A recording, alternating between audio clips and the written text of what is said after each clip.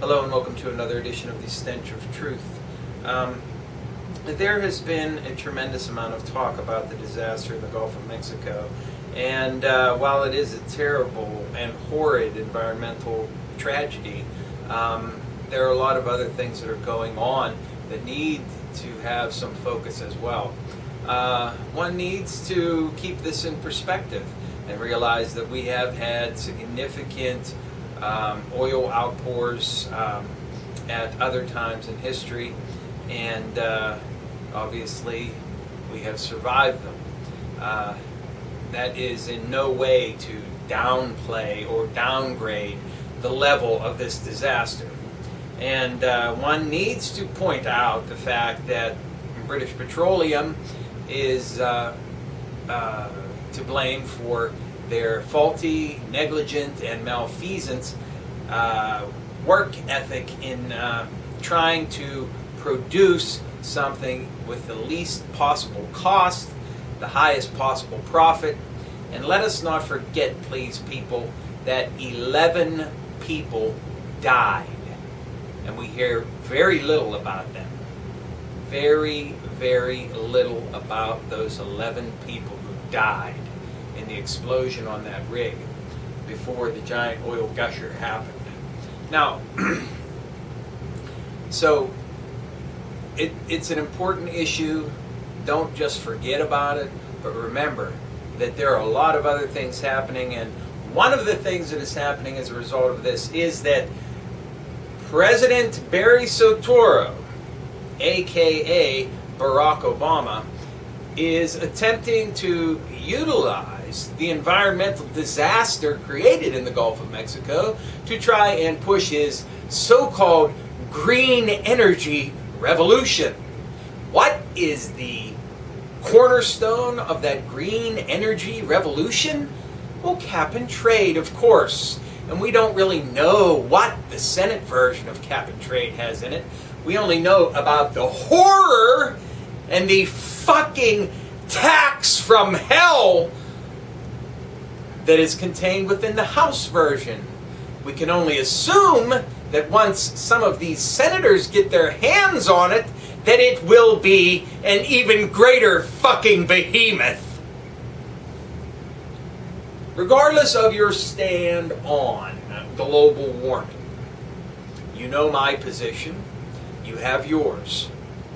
The answer is not a cap and trade system, because the only thing a cap and trade system does is guarantee that motherfuckers who still have billions of fucking dollars and want to be even fucking richer will get richer at the expense of you and me. And it really won't do anything to help the environment. It will just cost you a lot of fucking money. So regardless of your position, cap and trade is not the answer, and it has to fucking die. It has to die. How many final straws are going to be necessary? I'm telling you right now that the avenues for peaceful resolution are being cinched off by this government, because it continues to run in a fashion that totally negates the interests and the will of the people that representatives and senators and other people in government are supposed to serve. Do you understand?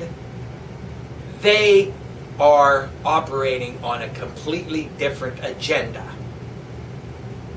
And they don't care about you, and they so much don't care about you that they blatantly throw it in your fucking face every chance they get. And I talked about this with Representative Etheridge in his confrontation on the street with people trying to ask him some legitimate questions, presumably. And he doesn't want to face his constituents. Look at the fact that everybody who's coming home for summer break from Washington, D.C., a lot of them are canceling their town hall meetings because they do not want to face the backlash that is waiting for them from the constituents that they have thrown under the fucking bus in order to support the corporations and the fucking banks. And let me tell you something. It goes far and it goes deep. Senate failed to act in time to address the cutting of payments to doctors for Medicare, which means that they're going to be compensated at a lower rate, which also means, well, they will be eventually, because they did approve the legislation, but not in time, they will eventually get that back if they decide to stay in the fucking program. This is the problem. You keep cutting back on this. More and more doctors leave Medicare. What does that mean? That means that you, in effect, have rationing of fucking care. Just the beginning of the fucking slide in healthcare in this country. And then you have debate after debate. And it just so happens to be the Republicans now filibustering against extending jobless benefits and supposedly good tax breaks, which I'm not entirely certain about, because they may all be for rich people who do not need any fucking tax breaks. Yes, it's the Republicans this time who are stopping the progressive action of the Democrats. Well, next time around it'll be the Democrats blocking the Republicans, because they're two sides of the same motherfucking coin.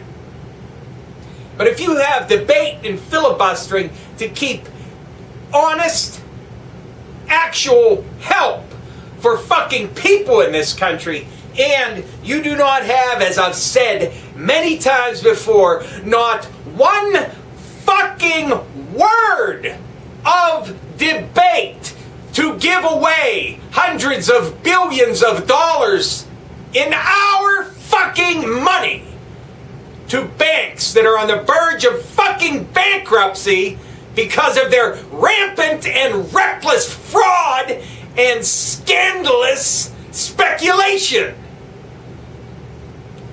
Not to mention the completely rogue Federal Reserve giving away additional trillions of fucking dollars that the United States is put on the hook for in the form of national debt.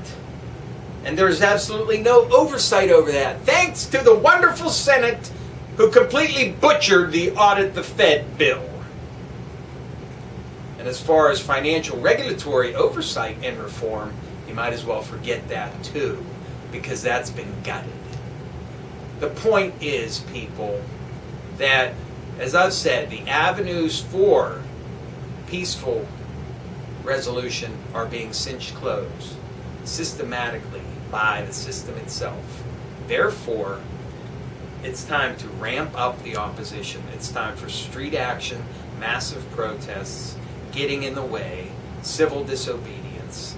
It's time for us to find out where our legislators will be during this summer hiatus while they're trying to hide out and sit outside their homes and or offices and yell and scream at the top of our fucking voices that you are a fucking piece of shit who does not serve me. You do not serve your fucking community. Instead, you stuff your fucking pockets with cash from banks and fucking corporations, and you give us all the fucking shaft. Find your legislator on this summer break and make his life fucking misery wherever he fucking goes. Follow him around. Take signs. Lay down in front of his fucking car. Make a nuisance of yourself. And let him know that we're on to you, motherfucker! Do the same for business. Get out there and cause a fucking commotion. Raise your fucking voice and raise fucking hell, because it's time to get to that point. Letters calling and everything else is pointless now. We've moved beyond that stage. Thank you.